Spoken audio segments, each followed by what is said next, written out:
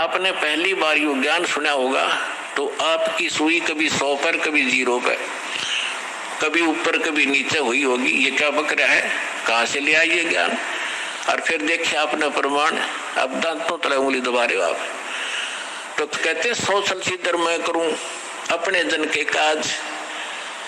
तो आपके ऊपर जो रहम परमात्मा का है ये विशेष है। जो दास कहना चाह रहा था, आपको ये यथार्थ ज्ञान समझाने के लिए ये प्रमाण उदाहरण दिया है। आप जी पुण्यकर्मी प्राणी हैं, पूर्व जन्म के मनुष्य थे, आपके अंदर भक्ति की आस्था विद्यमान थी, आपने शीघ्र ग्रहण कर लिया। और जो आपके घरों में अब संतान आएंगी वो भगवान के कोटे से आएंगी, बहुत अच्छी होंगी, उनकी तो आपने भविष्य की चिंता करने की जरूरत नहीं रहेगी। और जो अन्य प्राणी है वर्तमान के अंदर हैं, वो जो ऐसे हैं जो पूर्व जन्म के भक्त मनुष्य थे वो शीघ्र आ जाएंगे।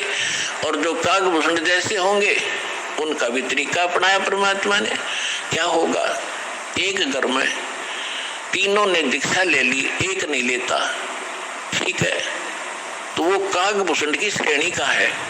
अब उसके लिए मालिक ने क्या दया करी है, घर में आरती चलेगी, कोई मंत्र करे इधर बैठ के, कोई करे इधर बैठ के, सत्संग चलेगा, ना चाहते हुए कभी देखा जरूर का, सुनेगा, बैठ के वैसे बैठा लेंगे, बैठता जातू नाम मत लिए तो सुनेगा, तो कभी ना कभी उसके भी कागभूषण की तरह इच्छा बनेगी, उसके पाप नरमावेंगे।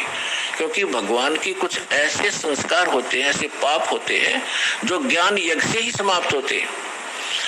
अब कुछ ऐसे पाप होते हैं जो प्रणाम यज्ञ से समाप्त होते हैं। जैसे कपड़ा मैला हो गया, सिंपली कोई धूल मिट्टी लगी है झड़का दिया, निर्मल हुआ। थोड़ी बहुत और मैल लगा है तो वैसे पानी में से निकाल दिया तो भी ठीक हो गया। और भी ज्यादा मैला है तो साबुन प्रयोग करना पड़ता है। और भी ज्यादा कहीं कोई दाग लगा है तो ड्राई क्लीन करानी पड़ती है, तो वो तब निर्मल होता है। हमारे युगों युगों के अंतःकरण के अंदर बड़े धब्बे लगे हुए हैं, अंतःकरण में हमारे पाप जमा है, तो उन पापों के नाश के लिए ये सब प्रक्रिया आपकी यहाँ कराई जाती है। 5 यज्ञ कराई जाती है आपसे। एक यज्ञ है धर्म की। कुछ ऐसे पाप होते हैं जो धर्म करने से ही अक्षीण हुआ करते हैं।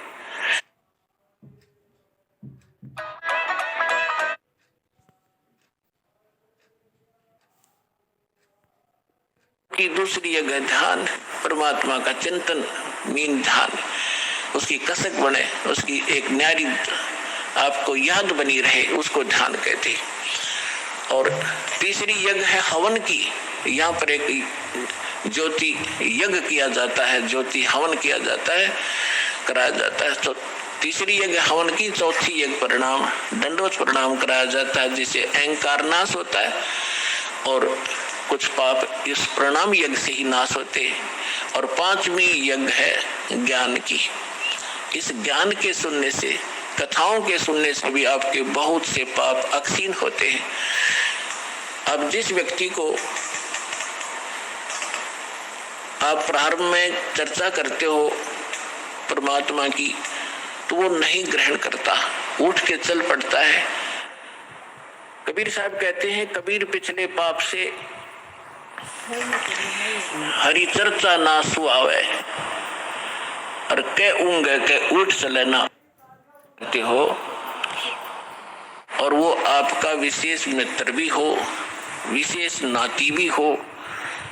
अब जो ऐसा वैसा व्यक्ति होगा तो 2 बात सुनते उठकर चला जाएगा तो ठीक है मैं फिर आऊंगा, मुझे काम जरूरी है, क्योंकि उसको वो अच्छा नहीं लग रहा, उसको सुहा नहीं रही।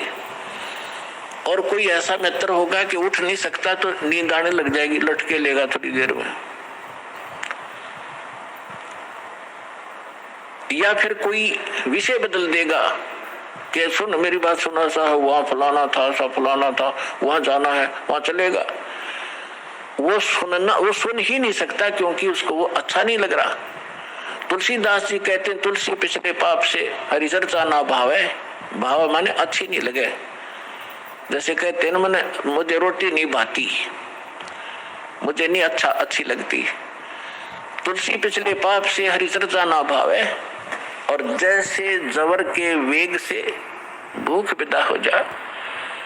अब जिस व्यक्ति को बुखार हो गया हो, जबर हो जा, मलेरिया, तो उसको कोई भी पदार्थ है वो कड़वा लगता है, महसूस होता है। जैसे रोटी खाएगा, एक टूक एक ग्रास नहीं खा सकता, वो कड़वा लगता है, थूकने को दिल करता है। ना काजू खा सकता, ना किशमिश खा सकता। मनुखा दाग को भी कड़वी बताता है। अपने आत्माओं ना मनुखा दाग कड़वी है, ना वो भोजन कड़वा है, ना खीर कड़वी है। कड़वा क्या है कि उसके बुखार ने, जबर ने, टेम्परेचर ने उसके शरीर की व्यवस्था इतनी बिगाड़ दी कि उसको मीठी वस्तु भी कड़वी लग रही है। अब उसका ट्रीटमेंट क्या है, उसका विकल्प क्या है कि उस मलेरिया बुखार को नरम करना पड़ेगा। बुखार उतरे बिना वस्तु स्वादिष्ट लगे नहीं। अब रोटी कड़वी लग रही है, मनुखा